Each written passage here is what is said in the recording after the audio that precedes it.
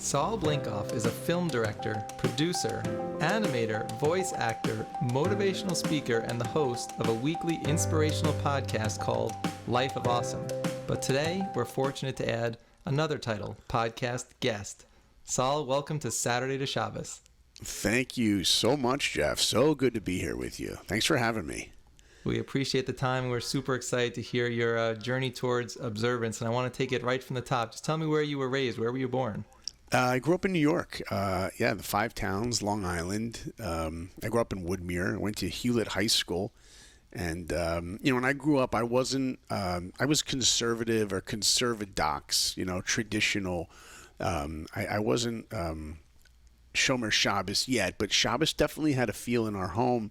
My mom lit Shabbat candles, and my dad would make Kiddush, and then I'd, just go watch a good movie or, make a phone call. It was a beautiful home to grow up in. My parents' love of Yiddishkeit and Israel. My parents went to Israel every year. They took us to Israel many times.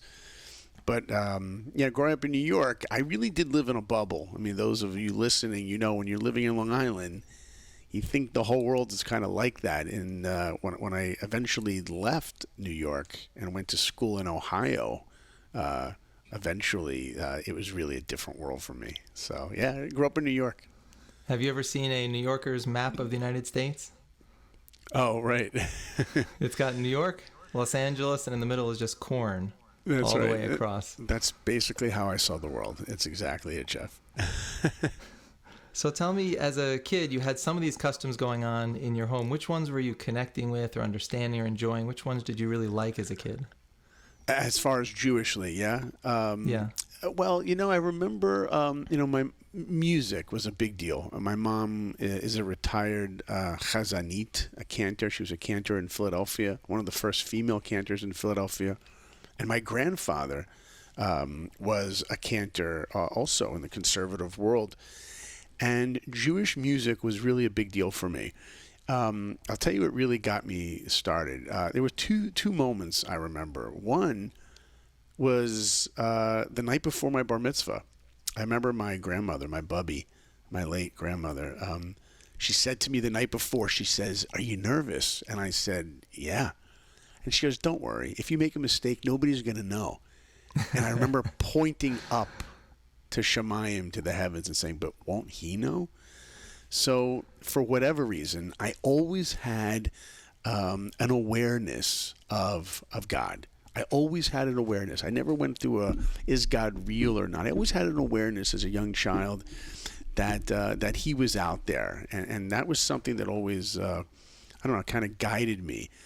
When I got to high school, I went to Hewlett High School, a public school, and there was definitely a large percentage of Jews, not observant Jews, but it was also a very diverse mix. There was Italian and all cultures, all colors of skin and culture. And remember, there was a club, an after-school activity called the Hebrew Club. And my mom was always like, "Oh, you got to go do a club. You got to do a club. It looks good for colleges." So I'm like, "Oh, I'll go to the Hebrew Club. We'll see what that is. I'm a Jewish kid. Let me go to that." And when I walked in the first day after school, in the cafeteria there, they had a giant bowl of potato chips and like a big cold 2-liter thing of Coke. I'm like, "Ooh, this is perfect. I get to eat snacks and drink Coke. That's perfect."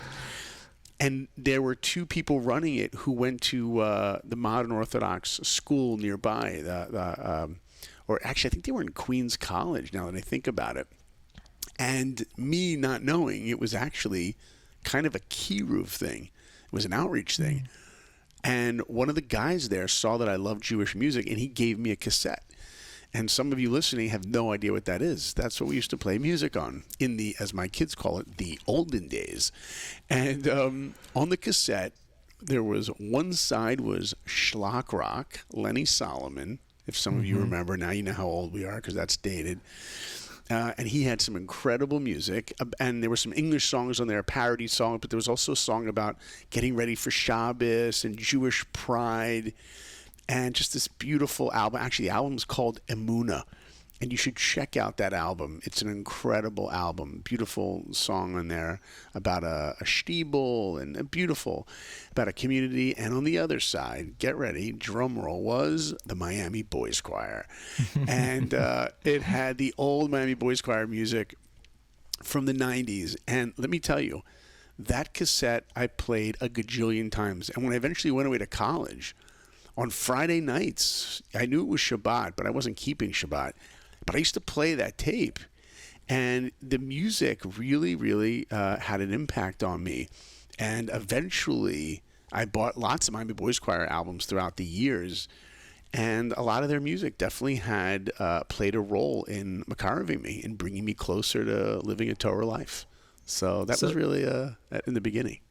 So at that point, what would you say was your perspective on Orthodox Judaism? You weren't yet there. You were at the beginning of the journey. How would you say the person at that age would have viewed it? Yeah, I remember you say that. First of all, I've been interviewed on many, many podcasts, and you're asking me questions no one has ever asked me, and I really appreciate it. Because it's really making me dig deep and have to think about, like, wait, how did I approach that? Like, oh, yeah, a Hebrew club. Like, I don't remember. So to answer your question, if you grow up in the unobservant Jewish world, most Reform and conservative kids are going to Hebrew school. So you go to public school during the week, and then you go to Hebrew school. And I don't know any kid that went to Hebrew school that enjoyed it. Hebrew school was like, it's the last place you want to be. You go to school all day. Who wants to go to another school and sit in a classroom? And I went to Hebrew school. I think it was 2 days a week, and then Sunday mornings. Who wants to wake up early Sunday to go to Hebrew school? And I remember in Hebrew school, in the 5 towns, I went to Brandeis Hebrew High School. And one day we did this thing called the sukkah hop. And I grew up in a home where we had a sukkah. So I didn't think that was such an Orthodox thing. But when we went to this one person's sukkah, I remember walking in, and he had a long black coat and a big red beard and a black hat. It was the first time I'd ever seen that. And his wife came out, and she was dressed modest. Now, look, my mom always dressed modestly, and so I came from a home that way. But when I saw all the kids, and they were modest and polite, and they weren't caught up in the secular world, I just remember, Jeff, feeling like there's something going on here that's really special. I just remember that. And that was it. I left the sukkah, and it was gone. And then, years later, when my journey began, as far as becoming more observant and learning more, I definitely grew in my perception of seeing how the religious world lives. By the way, I also went to Camp Ramah in the Poconos, a conservative camp. And in that camp, it was a Shomer Shabbat camp. So in camp, I wasn't allowed to turn on lights, right? I wasn't allowed to turn on light switches at camp on Shabbat. But when I got home, I was. Or in camp, it was like, okay, you say Birkat Hamazon after you eat bread. But at home, you don't really have to. Only on Shabbat you do that. Or you wear a kippah when you're doing things that are Jewish. But you wouldn't wear that if you were playing sports, right? So there was definitely kind of a blurred line there. But that was part of my foundation. That's kind of where I came from. The principle of my kids' yeshiva always says, if you don't model at home what your kids are learning in school, then you're wasting your money. And I see that so much. If we do something that's a little less than what they've been taught, my kids call it out right away. I said, no, this is not how it's done. And you have to level up to what your kids are learning. 100%. Yeah, that's great. And by the way, my kids are growing up FFB, right, from birth. I didn't grow up that way, so my kids, like even the amount of halacha that my daughters are learning in high school right now, and I have one daughter particularly who's always like, she's the Rebbe of the home, like everyone, little, you can't have water here, you can't, little things, but until you make kiddush, can't, like, she's really great, and she's taught me and my wife and the other kids. Some of the kids aren't so excited about it, but she's taught us a lot along the way. Yeah. I've accepted that my kids passed me in kindergarten. That's okay. You want them to get to levels beyond you. It just doesn't usually happen when they're 6. But yeah, that's okay. It didn't take too long for my kids to do that. So I'm curious, as a child, and I think we had similar experiences where you're just going along with what your parents are doing and you're not asking questions. And then suddenly you come to a point where you start saying, okay, my parents had me on this journey, but what is Judaism going to mean in my life, and what decisions am I going to make for myself? So is there a point where you started sort of making that break from what you learned through your parents to start making your own decisions? Yeah, perfect question. Let me give you a little background first of all. So I told you I grew up in New York, and when I was growing up in New York, I was 11 years old, and I went to the movies, and I saw the movie E.T. And when I saw that movie, it inspired me to want to become a filmmaker. Now, growing up in New York, I didn't know any filmmakers. I didn't even know that was a job you could do. All I knew was when I looked up to the screen, I remember tapping my mom at the end of the movie. I'm like, Mom, that's what I want to do someday. And she looks at me, she's like, what, you want to leave planet Earth in a spaceship? I'm like, no, Mom, I want to be a filmmaker. And then I went to the library. And I got books on filmmaking, cameras, lenses, storyboarding. I found out that the director of E.T. is a Jewish guy, Steven Spielberg. I thought, if he could do it, I could do it too. And so every weekend I started making movies with kids in the neighborhood. I got a video camera. I got my twin sister, my older brother, and I'm making movies every weekend. Murder movies, monster movies. And then I get to high school, and I remember somebody comes up to me in high school, and they're like, what are you going to do when you get out of high school? I'm like, well, I want to be a filmmaker. They're like, no, you don't. I'm like, yeah, I do. They're like, no, you don't, because if you want to be a filmmaker, you're going to have to move out to Hollywood. And Hollywood, they said to me, is filled with strange weirdos. And they looked at me and said, you don't want to end up a weirdo, do you? And right then and there, I was like, no, I don't want to end up a weirdo. And I gave up on my dream of wanting to be a filmmaker because one person told me I would end up a weirdo. And when I tell that story now, you know, I remember, I think to myself now, if someone tried to derail my dream, I'd be like, could you step off? Like, I have clarity. This is what I'm going to go for. But there's certain times in our lives, especially when we're younger, where unfortunately we allow people to change the trajectory that we're on and influence us so much. Now, that can be a good thing if you have a mentor, a teacher, a parent who's helping nurture you on the right path. But also, socially, we allowed other influences to direct us, and I gave up on that dream. Then I went to the movies again a year later, and I saw another movie that changed my life. I saw the movie The Little Mermaid. And when I saw that movie, I'm like, that's what I want to do. See, because it combines my love of drawing and my love of filmmaking, put it together, animation. And plus, I found out that Disney has a studio in Orlando, Florida. I don't have to go out to L.A. So there I was, Jeff. I'm a junior in high school, and I knew that my dream was to become a Disney animator. So I didn't know how to do it. You know, today you want to become a Disney animator, you go to Google, and you type in, how do you become a Disney animator? And you'll get the answer pretty quickly. Back then, get ready for your audience to hear, there was no such thing as the internet. That's right, people. No such thing as Wi-Fi, YouTube, smartphones. None of it existed. But I didn't have those things, but I did have the most supportive parents. And my mom took me, not my older brother, not my twin sister, took me on a trip to Disney World just to walk me around and find out how her son could become a Disney animator. And I remember we're getting on the It's a Small World boat ride. And we're stepping on that boat, and my mom says to the Disney cast member that works there, the lady that Disney says to my mom, how many people in your party? And we're getting on the boat. I'm like, 2. My mom's like, by the way, my son wants to be a Disney animator. Can you help him? You know, very Jewish mom. It was actually very embarrassing. But, you know, it's because my mom got out of her comfort zone and asked that question that we got the answer. And the woman said, well, if you want to work at Disney, you got to go to the Disney casting building. It's like 4 minutes away from where we were in Disney World. So I end up going to this building.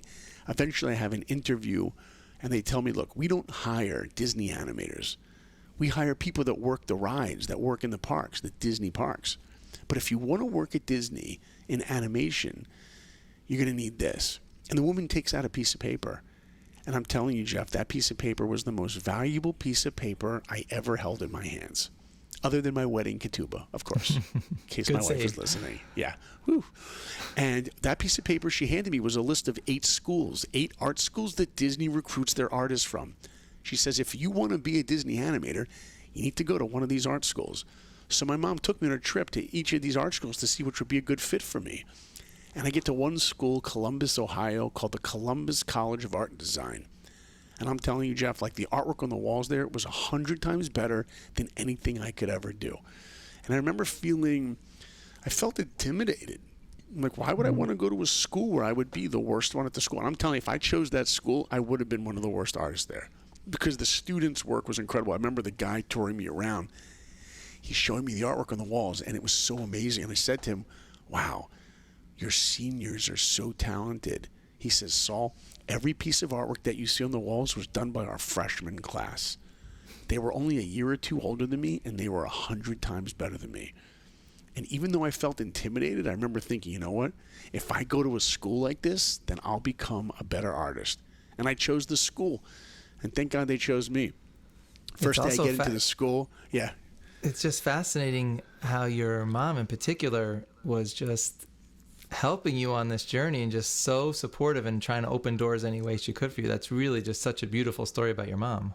Oh, she's an exceptional person, still to this day. An exceptional mother, grandmother, just amazing, nurturing human being.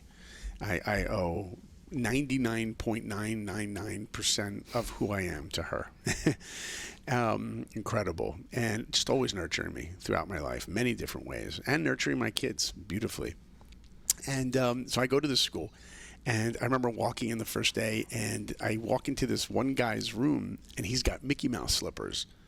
And I'm like, what kind of guy wears Mickey Mouse slippers? He's got a Mickey Mouse bedspread, Mickey Mouse telephone, Mickey Mouse lunchbox. It was literally Disney World in a room. And I'm looking at the guy's drawings, and they're drawings of Mickey Mouse, all these drawings of Mickey. I never drew Mickey Mouse before in my life. I felt intimidated. And I turned to leave the guy's room, and I bump into the guy whose room it is. Uh-oh, I'm busted. So I look at him, I go, hey, man, I'm sorry. And he looks at me and goes, how are you doing? And I said, I'm good. What's your name? He says, my name is Jason, but people call me Mickey Mouse Jason. I'm like, they call you what? He goes, Mickey Mouse. I'm like, you have a Disney nickname? He's like, what, you don't? I'm like, no, I don't. I go back to my room. I get on the phone with my mom, like, Mom, if I'm going to fit in the school, you got to get me Disney slippers like Mickey Mouse. Like, you have to remember, this is before Pixar existed, before DreamWorks existed. Right. If you wanted a job in animation, it was Disney. And a week later, a Disney representative comes from the Walt Disney Studios, stands on the stage in the auditorium in our school, and every student is in the room. And he looks out to us, and there's like 750 students, every freshman, sophomore, junior, and senior. And the Disney guy looks out to us and says, how many of you want to work at Disney? And every hand went up. He said, just so you know, out of the 750 of you, maybe, just maybe 4 of you will ever work there. That's how competitive it is. And I remember when he said that, I thought one thing. I wonder who the other 3 are going to be.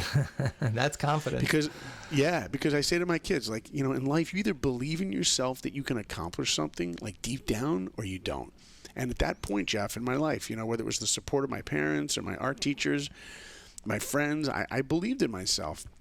Then he said, if you want to work at Disney, you got to get the Disney internship. No internship, no Disney. And in order to get the internship, we want to see a portfolio filled, 25 pages, filled with hundreds of drawings of humans and animals from life. No cartoon characters, and especially, he said, no drawings of Mickey Mouse. And I remember looking back, and you could see Mickey Mouse Jason back there, slouched in his chair. He's like, oh, boy, you know. But to me, that equation was beginning. You know, quite often, Jeff, I get to meet students, and I ask them, what's your goal? What are you trying to accomplish? And some who have clarity are lucky enough to know, and I ask them, well, how are you going to accomplish it?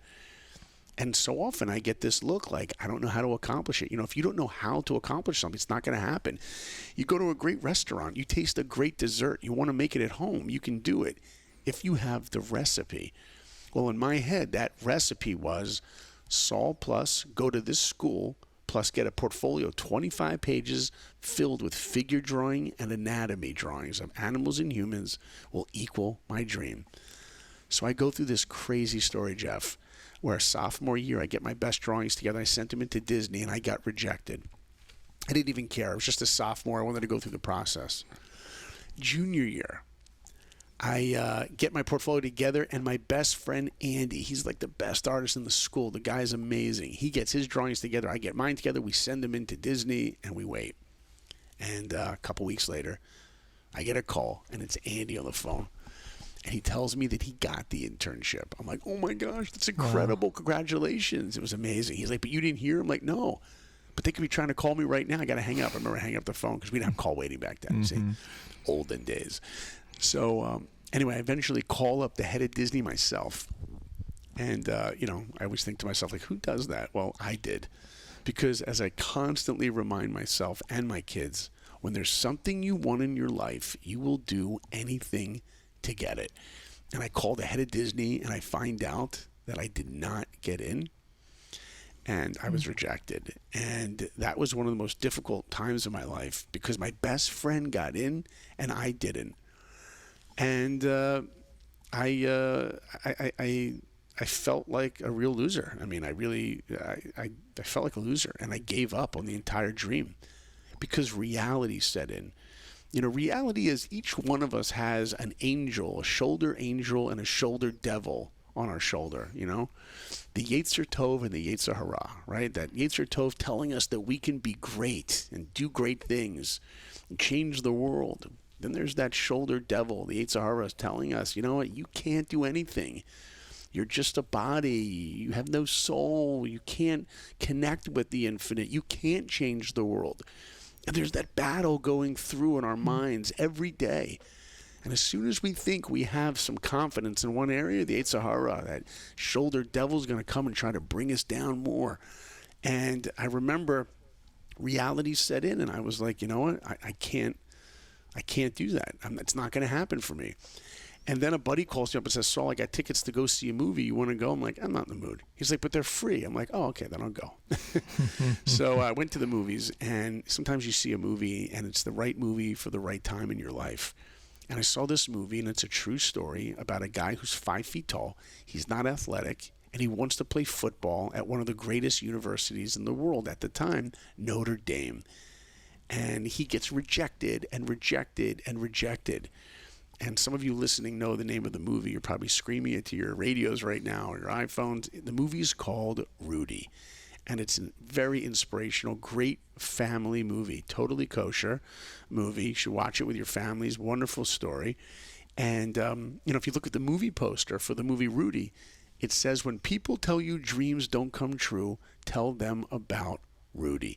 And he gets into Notre Dame. And I'm watching that movie, Jeff, and tears are streaming down my face because all I'm thinking is, if an unathletic guy could get into Notre Dame with an insane amount of hard work, then me, what I thought was an untalented artist, could get into Disney with an insane amount of hard work. And so I decided right there I would never give up again. As a matter of fact, I called up the Disney studios the next day. I got the same guy on the phone. And I asked him, let me ask you, how close was I to getting in? He said, Saul, we picked 17 from over 3,800 portfolios around the world, and you made it to number 20. What? That's I'd only close. missed it by 3? Too many times in life we feel like we're so far away from achieving a goal, and we're so close, and all we need to do is just push a little bit more. And then I asked him the million-dollar question. Why didn't I get in? You see, so often in life, we will fail because we're human.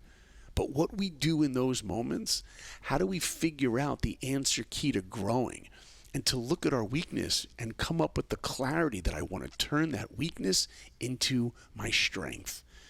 And the head of Disney told me, Saul, you got to work on your figure drawing and to draw the model and animals from a different perspective, not just where your eyes are, but stand on a stool and look down at a person or go down and look up at a person. Give me a dynamic perspective.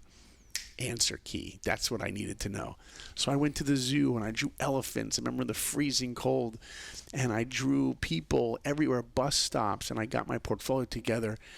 And eventually I did get into the Walt Disney Studios. I got the internship, started working on the film Pocahontas, was the first movie I got to work on in the 90s. Incredible movie. This is BF, before Frozen. And it was during the Hunchback of Notre Dame that one of the greatest things happened. My mom and dad called me up and said, you have any vacation time coming up? I'm like, yeah. They're like, well, why don't you come to Israel with us? And I'd been to Israel a couple times before, but never really as an adult. And I said, okay, I'll go with you to Israel. So I go to Israel with my parents, and I'm in a bagel shop in the Old City. There's a bagel store today there called Holy Bagel. But back in the day, it was called, do you remember the name, Jeff? I do not. Bonkers Bagels. Right, Bonkers Bagels. So some of you remember that? Bonkers Bagels? So I went into Bonkers Bagels, and while I was in there, this is a crazy story, how God runs the world. In walks a guy who looks like my age, and he's wearing a baseball hat with the New York Knicks logo. And I love the Knicks growing up, so we started talking about basketball. And then I asked him, what are you doing here in Israel? And he says, I'm in a yeshiva. I'm like, yeshiva? You don't look like a yeshiva guy. Yeshiva guy got like the curls coming near his ears and those fringes coming out of his clothes with black pants and a white shirt. You don't look like that. You look like a quote-unquote normal guy. And this is what he said. He said, I'm here because I want to find out how I fit in to the Jewish people. And I remember asking him, like, what do you mean fit in? What are you, a puzzle piece? I don't get that. And this is what he said. He said, I was raised a certain way. My parents decided how I was going to be raised Jewishly. He said, now that I'm an adult, I want to find out what Judaism means to me. And I remember when he said that, Jeff, I felt like envious. Like here I had my dream job at Disney. Everything I could have wanted. But I remember being envious of this guy who was in the old city learning. I remember he even said, I'm here learning in yeshiva, and I never heard that word learning. I heard the word studying before. You always study because you have a test coming up. But to learn, just for the sake of acquiring knowledge, I was inspired by that idea. I didn't ever heard that before. I mean, my parents were avid readers, but to learn about Judaism, to learn Torah, to just acquire wisdom and understand the world was like, wow, that was foreign to me. So I ended up going back to Disney, finished working on Hunchback. Then I worked on the movie Mulan for 3 years. Incredible experience working on that movie. After Mulan, we were going to work on Tarzan, and we had a break between the movies where they weren't ready for the animators to go on to the movie. They call it downtime. I always tell people, anyone ever offers you a job with downtime, take the job. Because they were working on the script. We had nothing to draw. So I used to go, you know what downtime is in Disney World, Jeff? You're riding roller coasters, man. It's Space Mountain, Big Thunder Mountain, Splash Mountain. I became quite the mountaineer at Disney. And I remember downtime turned into 6 months. They said, you don't even have to come into the studio anymore. We'll call you when there's work. So me and one of my friends, we used to go to the different Disney hotels. There's over 15 hotels in Disney World in Florida. And we would go to the different pools and swim every day. One pool that was our favorite was the Disney Beach Club. It has one of these current pools like these, right? Lazy rivers. You know, you don't even have to be alive and you can swim. They're great. And I'm in this pool. It's a true story. I'm floating on my back. And I got a cold drink in my hand. And I'm telling you, Jeff, I had every single thing I could have wanted in my life. I had my dream job. I had an incredible girlfriend who I later married. I had my friends. I lived at Disney World. You know what they call Disney World? The happiest place on earth. Right? I'm living there. Not visiting. I live in Disney World. And I'm telling you, while I was in that pool that day, something was missing. And all of a sudden, I remembered the envious feeling I had years earlier when I was in that bagel shop in Israel. I got out of the pool. And a week later, I was on a plane to Israel to go learn in a program called Israelite with two rabbis, Rabbi Benny Friedman and Rabbi David Aaron. Today they run a yeshiva called Oraita in the Old City. It's right next to Asian Hook Hotel. And I go to this program. There's me and like 3 other guys, 7 women, and we're all there just to learn about Judaism. And the rabbi walks in the first day, Rabbi Benny Friedman, and he says something that changes the rest of my life. Incredible. He looked out to us and he said, how many of you know what a mezuzah is? I'm like, yeah, mezuzah, the thing on the doorway. I know what that is. He goes, well, what's it for? I'm like, doesn't it like guard your house from evil spirits? He's like, all right, we'll come back to that. He goes, what's inside? I said, there's something inside. I thought it was a piece of artwork that had a shin for Shaddai, God's name, that you just put on the door. I never realized there was something inside.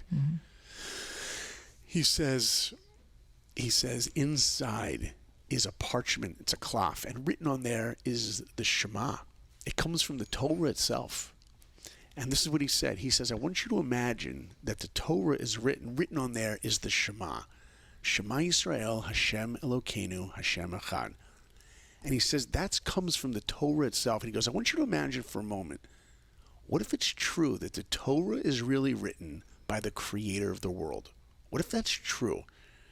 And what if it's true that inside that Torah is the secret to what living is all about? He says, you know what we're commanded to do in the Torah?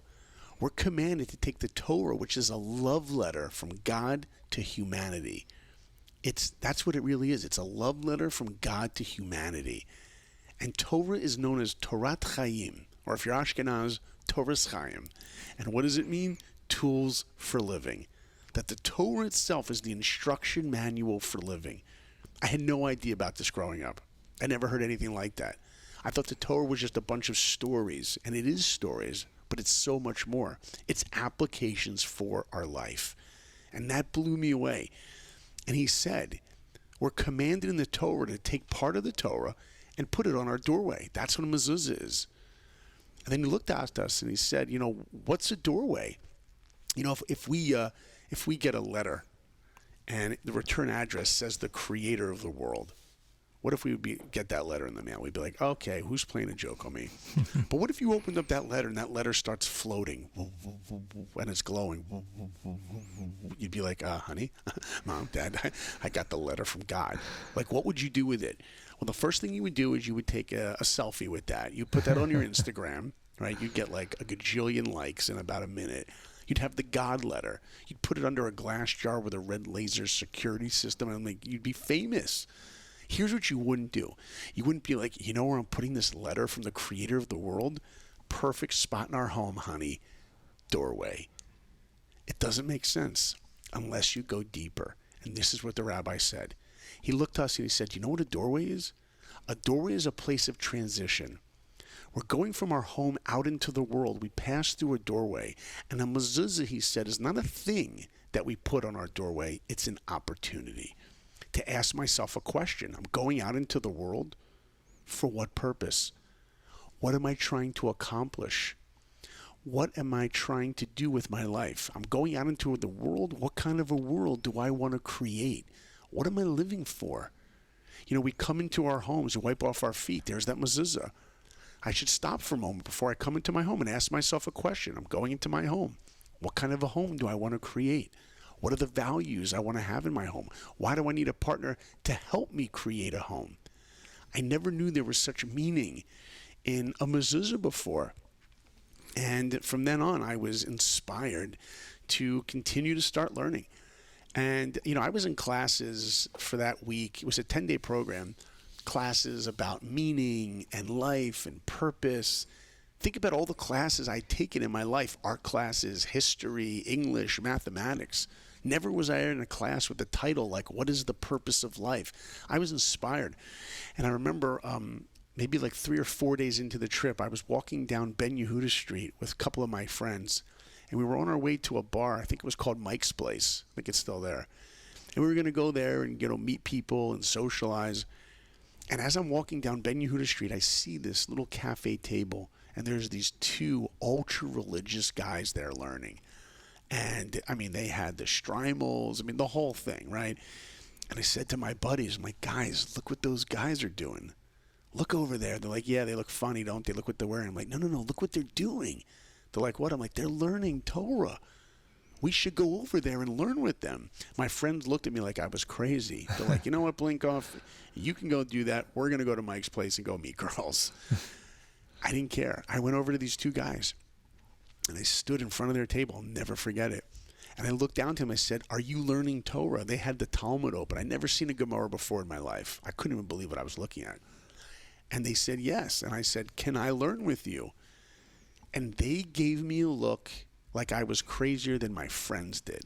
And you know what? I didn't even care. And I said, I'd like to sit here and learn with you. And they said, okay. Because when there's something you want in your life, you will do anything to get it. And you know what Torah is? It's wisdom. We have to have a hunger and a fire in our bellies every day to crave wisdom. And what is wisdom? Wisdom is just one thing. Understanding the world. Back in, I think it was the 90s, NASA sends a satellite into space. Actually, they send the Hubble telescope. Remember the Hubble telescope? Sure. And they send the Hubble up, and it cost $1 gajillion to make this telescope. And it's going to see farther than anyone's ever seen before. And after they get the Hubble up there, it took them like 20 years to build it, to train the astronauts and how to like dismantle it and to build it in the space, the whole thing. A couple weeks later, astronauts are down, NASA's there, press conference, and the first images from Hubble come in. True story. And those first images come in and there's swirls of purple and pink, some galaxy far away. And one of the NASA guys says to the other, Houston, we have a problem. So what's the problem? They're blurry. The images were blurry. And they soon investigate and find out that the lens was put in, it was off a little bit. Whoops. And how much was it off? 1/4 of an inch? No. 1/8 of an inch? No. 1/10 of a human hair. 1/10 of a human hair was the difference between images that were beautiful and images that were useless. And now NASA's got a big problem because they got to fix that telescope. But it's going to cost a gajillion dollars because you can't just bring that thing back down. They're going to have to fix it in space. They got to train these guys how to fix it. And the American people get upset because, like, why do we want our taxpayer money to go pay for the mistake that you made? And now there's a whole controversy going on, and the American people are like, why do we even need this telescope anyway? And true story, NASA guy gets up at a press conference. He says one thing. I get goosebumps when I think about this. He says one thing, and it changes the minds of everyone to go, yes, we need that telescope. And here's what he said. You know why we need that telescope? Because perhaps if we can see farther than any man or woman ever has before, just maybe we will understand our world a little bit more. And if we understand our world a little bit more, just maybe we'll understand our purpose in this world a little bit more. Because primal inside all of us is a question. If you're religious, not religious, or everywhere in the middle, every single one of us wakes up with a question every day. What am I living for? What is my purpose? How am I going to be great? How am I going to change the world? And don't think when you look around the world you see people that are quote-unquote successful, wealthy, billionaires. They have cars, houses. Don't think they don't wake up with that fire. Of course they do. Everyone wakes up with it because once you reach one plateau, there's another. Look, I got my dream of becoming a Disney animator out of college. But believe me, when I got back from Israel, there were more goals to set. I wanted to be a husband. I wanted to be a father. What kind of a father do I want to be? What kind of a husband do I want to be? Ultimately, what I learned is that in order to figure out the answers and to have the tools to be able to accomplish that level of greatness, we need an instruction manual. And that's where I started learning the hashkafa of Reb Noach Weinberg from Eshet Torah. And So where is that moment? You're having all these aha experiences in Israel and you're coming back and like that fire is lit. So there's a difference between getting inspired and then taking concrete actions on a journey towards observance. So where is that moment where it crosses over from, wow, I'm learning all this cool stuff to, I want to take some real steps here and change the way that I'm living? Beautiful, beautiful question. So I go back to Disney, and the first thing I decide to do is Friday nights I'm not going to the movies anymore.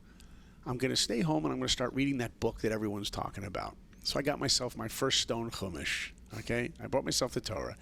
And every week I would read the Parsha that the entire Jewish people were reading around the world. And then I got another book on commentary called Lilmod V'Lamed. I think it was by Rabbi Mordechai Katz, I think was his name. And just reading some of these old stories where, you know, someone goes into an inn. I just love all those stories, those Hasidic tales, and all the mushuls and the parables. It was just beautiful. And then, this is crazy, I get an opportunity to meet with MTV. They're looking for a director. And I didn't want to just draw anymore. I wanted to be a director. And my goal was not to work at MTV. I wanted to work at Disney as a director. But MTV says, come to New York and meet with us. So I go to New York and I meet with MTV and they offer me my first directing job. So I leave Disney and I come to Manhattan and I got to find a place to live. And I find out like the Jewish community is in the Upper West Side. I mean, there's Jews everywhere in New York, but the Upper West Side is like, if you're single, that's a great place. And so I walk into a building called the Key West. It's 96 in Columbus. And why did I pick that one? Because there was a logo of palm trees, and it reminded me of Florida, and it was like freezing cold then. So I'm like, at least I could convince myself I'm close to Florida. So I walk in there, and on the bulletin board, there's no available apartment. Just then, this is where Hashem runs the world, at least when we're aware of it, because he always does.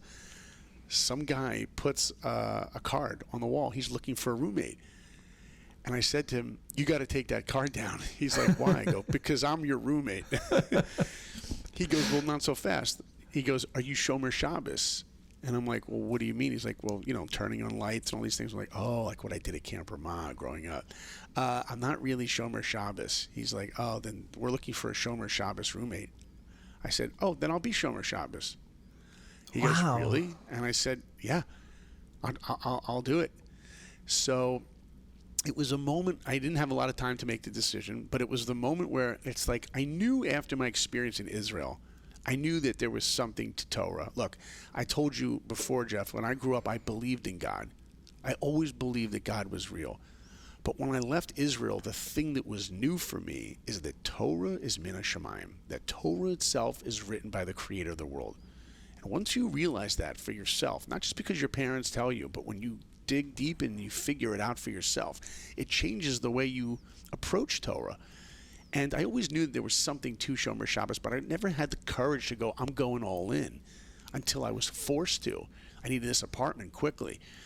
But did you understand what you were signing up for when you said that, exactly what it was going to entail? Well, I just thought it was like in my room, I'll do what I need to do, but out there in the common space, I'll do the kosher or whatever they want me to do. I mean, I came from a kosher home, not completely kosher, but kosher enough at that point. And you know what? I knew I wanted to try it out as an adult, and I was ready to take that leap. And I fell in love with Shabbos. I mean, how could you not? Upper West Side, going to OZ, people hosting their meals. My girlfriend who was living at Disney, she moved from Florida. She got an apartment at the Westmont across the street. She went to Israelite on a program. She started to grow and become observant. And we lived across the street from each other. She had incredible roommates who started teaching her.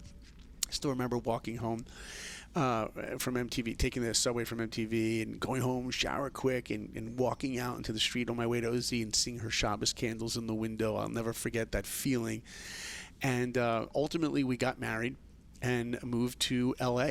And I returned to Disney as a director. And the first movie I directed was a Winnie the Pooh movie. And the very first day on that movie, there's a big drawing of the 100-acre wood where Winnie the Pooh lives.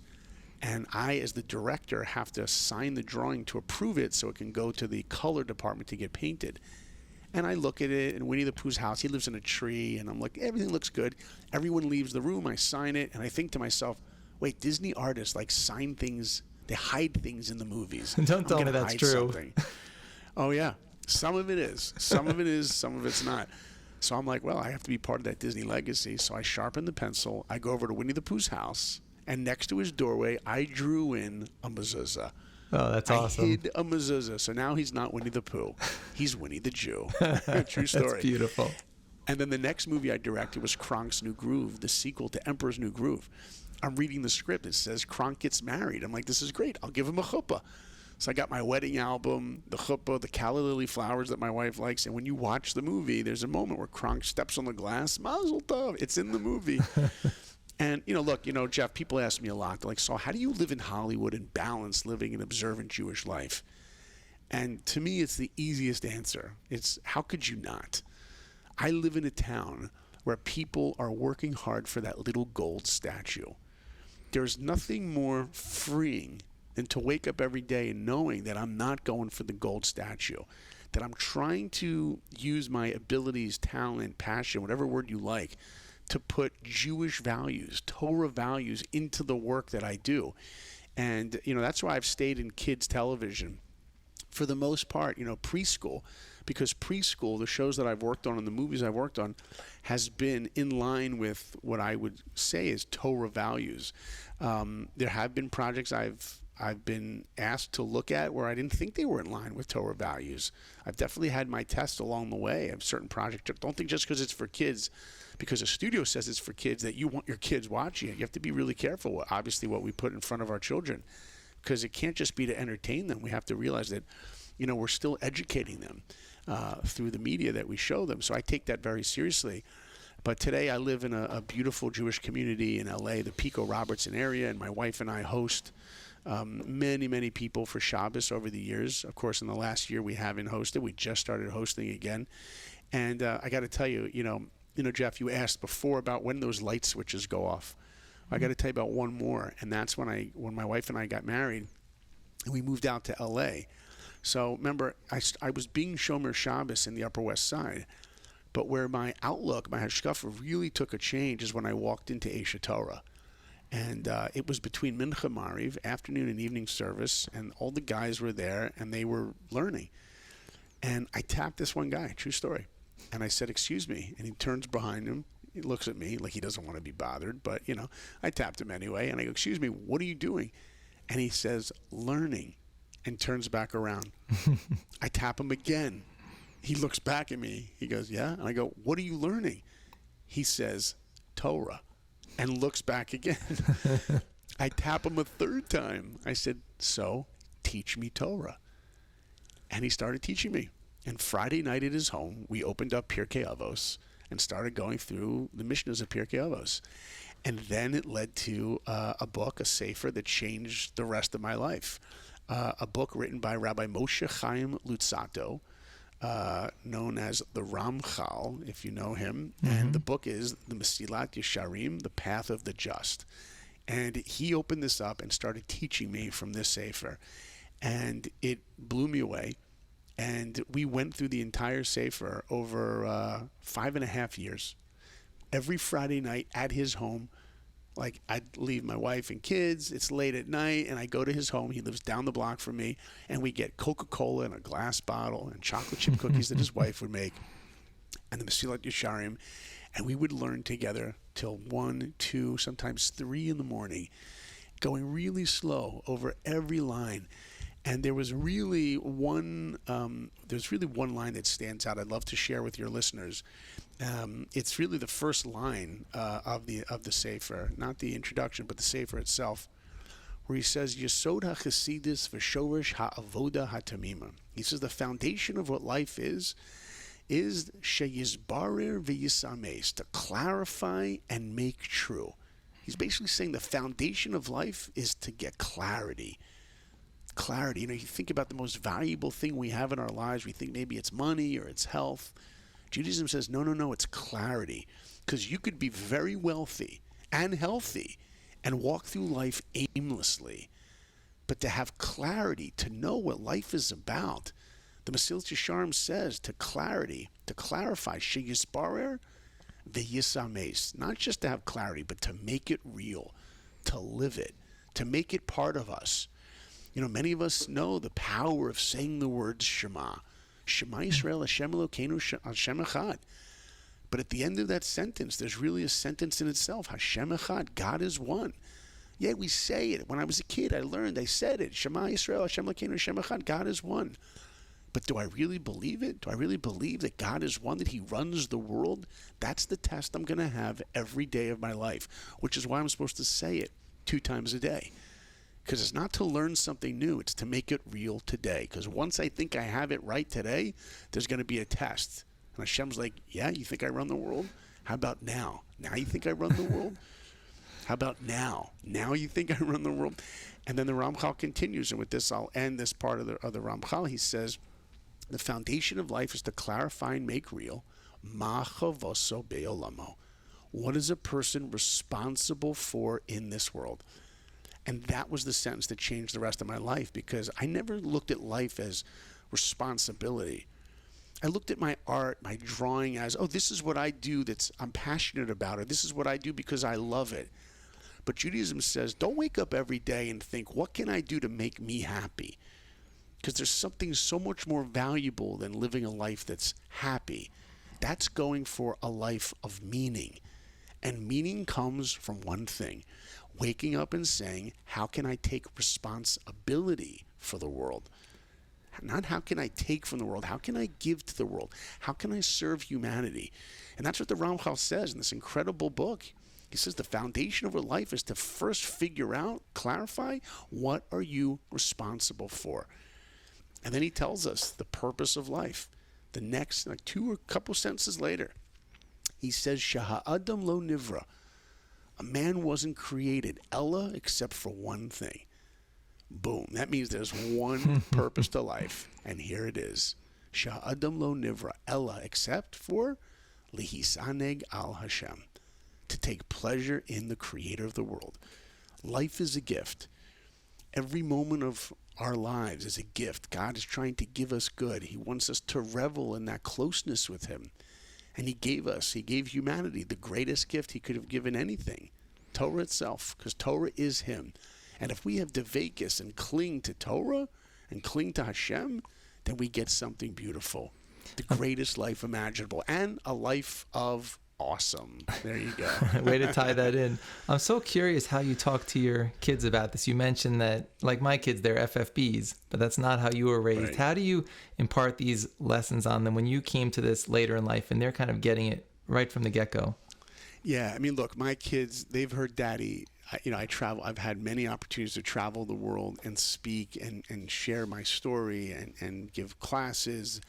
I've spoken at Chabad and Aish all over the world, many organizations. They've heard my story. They've heard it.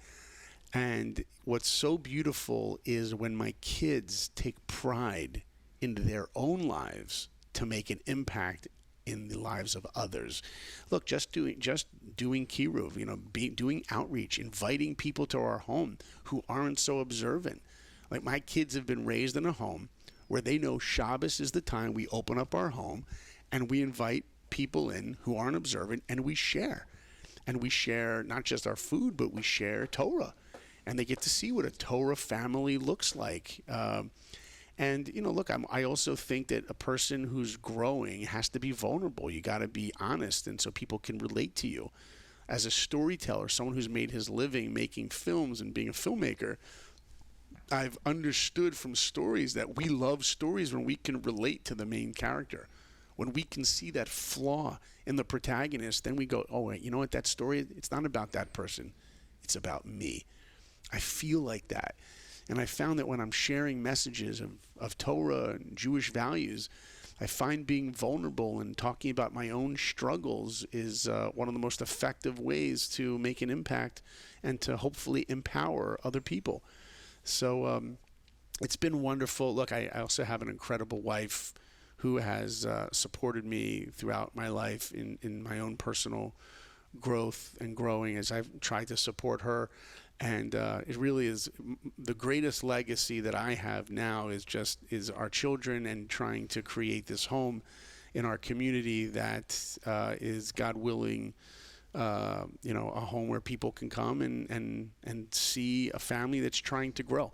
Rev Yitzhak Berkovitz, who's the Rosh Hashiva of Aish Torah, he says something beautiful. He goes, you know what Judaism is? It's not a religion. It's reality. Judaism is reality. We got to look through Torah as the lens to really understand the world, and we have to have that devekis, that clinging to Hashem. If someone throws you a life preserver in the ocean and you're drowning, you don't hold on to it because you're like, you know what, I might hold on to this for a while. No, you hold on to it with everything you have because you know if you let go, you're going to die. That's the devekis, the clinging we have to Hashem through Torah and mitzvahs. That's why when we put the Torah back in, we sing, Eitz Chaim Hi L'macha Sikim Ba.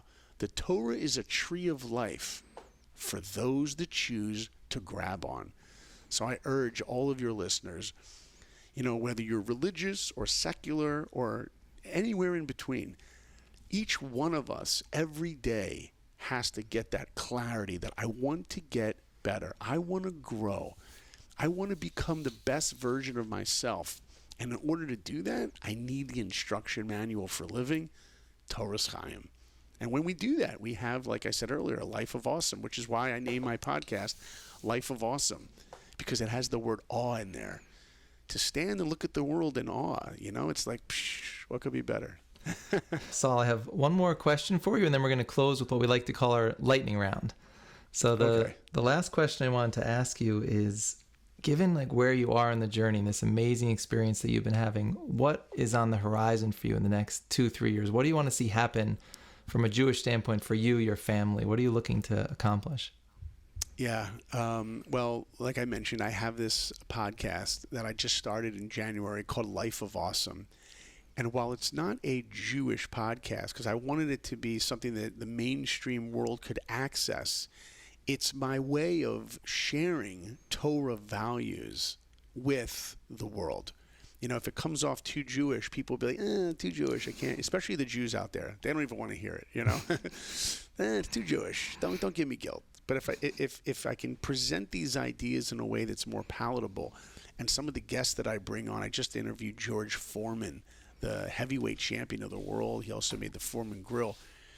And I'm telling you, his interview was just mind-blowing, how inspiring and humble, and the values that he has. It was like literally listening to a Rebbe. He was an incredible human being. I'm blown away. But one of the goals I have now is to really build that podcast audience to be able to share these Torah values with just a bigger audience. The other thing that our family is doing now is, you know, my 4 kids, Baruch Hashem, are getting older, and I have 2 girls in high school. And just watching them find their own derech, their own confidence as they go through life. Like I have a daughter who's in Israel right now, and you know we took our kids to Israel a couple of years back, but now she's on a program, an all-girls program, and it's just beautiful to see her finding her own way she's going to be 17. So I think that's one thing that I'm looking forward to now is seeing how the nurturing and hopefully the confidence building that we're giving our children, they're able to express it individually themselves as they get to realize their own potential within the parameters of Torah. So it's been a beautiful thing. And you get to see your kids breaking away to their own level of independence the same way you did it when you were growing up, and you have to be willing to let that happen. That's beautiful. Yeah, exactly. And actually, this is actually kind of fun. My son, Asher, he's going to be 13. Bar mitzvah this year, please God. But when he was 6, we noticed he had a beautiful voice for singing and harmony. And my wife and I thought, you know what, maybe he could be a voiceover in an animated project. And when he was 6, he couldn't read scripts yet. So how do you know a kid can do a voice in a movie at that age? So the director does a line, and then the kid repeats it. So if a director goes, "But Dad, when can we go?" And then the actor goes, "But Dad, when can we go?" And it's like musical notes, right? Ba, ba, ba, ba. So long story short, he auditions for a Sony movie and eventually booked it and was the main character in the Sony movie Hotel Transylvania 2. Wow. That little redhead kid is our son Asher. And one time I picked him up from school. It was Erev Shabbos, Friday afternoon. I had to get home quickly to help prepare and help my wife. And I get a call on the way home that my wife's like, Sony wants you to bring him by the studio because you got to record like one more line. Remember, he goes in like once, like every month for like a couple hours to record, but they needed this one line to make this deadline, whatever it was. This is such a Hollywood story, right, Jeff? So I pick him up and I take him to Sony, and I got to get home, but he falls asleep in the back of our minivan. Uh-oh. He's got that big black felt kippah with his Hebrew name, Asher Chaim, you know, over his head, and it's like slumping over his eye. He's asleep. And I pull into the Sony studios, and the guy says, "Look, you're going to have to park over here, and you're going to walk all the way to the other side. There's like 50 sound stages. It's like a mini city, a movie studio." And I said to the guy, I'm like, "Can I just park at the actual stage or recording? And I got the main character here." He's like, "Really? Who do you have?" I go, "Well, I got Asher." He's like, "Whoa, no problem." I'm like, "Really?" He's like, "Yeah." I'm like, "Well, thank you." So as I'm driving in, I hear him say to the other security guard, "Guess who he's got in there?" "Who?" "Usher." He thought I had the R&B singer Usher. I did not correct him. One letter away. I was able to drive right there, right to the stage I wanted. But I bring it up because after he did that movie, the premiere of the movie was on Shabbos, and we told the studio like he won't be able to be there. And they really insist that he has to be there because it's part of their marketing campaign. I'm like, he can't be there. So they felt bad he couldn't be there. And on a Sunday, they gave him his own private screening on the Sony studios, his own mini premiere with family and friends. And he was able to, stick to his identity, which is a beautiful thing. And, when you went to the Sony studios, you looked on the wall, you saw pictures of the cast. It was like Selena Gomez, Adam Sandler, Andy Samberg, Saul Blinkoff, with his big kippah on. It was pretty cool. So it's been a fun journey. Thank you so much for the time. We're going to close with our lightning round. I'm going to ask you 5 super fast questions. Don't think too hard. Give me the first answer that comes to your mind, okay? Okay, here we go. Question number 1. What is your favorite Jewish food? Hamburger. Hamburger. It's not really Jewish food, is it? My favorite food is a hamburger.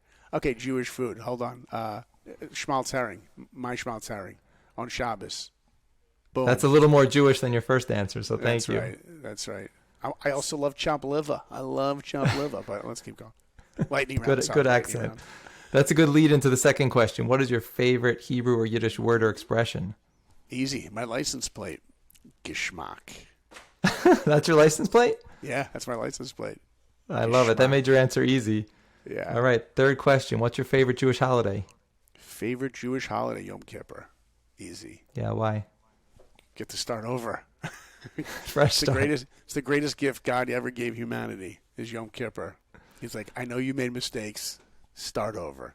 You can be great. Do it again. That's beautiful. All right, question 4 of 5.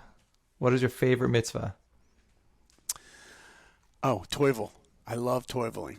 And the reason I love to toivel is because it seems so strange. You're taking this pot, you're putting it in the water, and it doesn't change it. It doesn't clean it, but it does. It's so beautiful and spiritual, and I love it. I love doing it with my kids. I love toivel. Love toiveling. Beautiful. And 5th question. I bet that's the first answer you've ever gotten. Toiveling. That is for sure not been said before, so you get a unique one for that. All right, final question. Outside of the Kotel, what's your favorite place to visit in Israel? Outside of the Kotel, favorite place to visit in Israel, that's easy. That is Rabbi Yitzhak Berkovitz's office at Eish Torah, the Rosh Hashiva of Eish. To walk into that office and have time with him is really the greatest gift. That's where I want to be.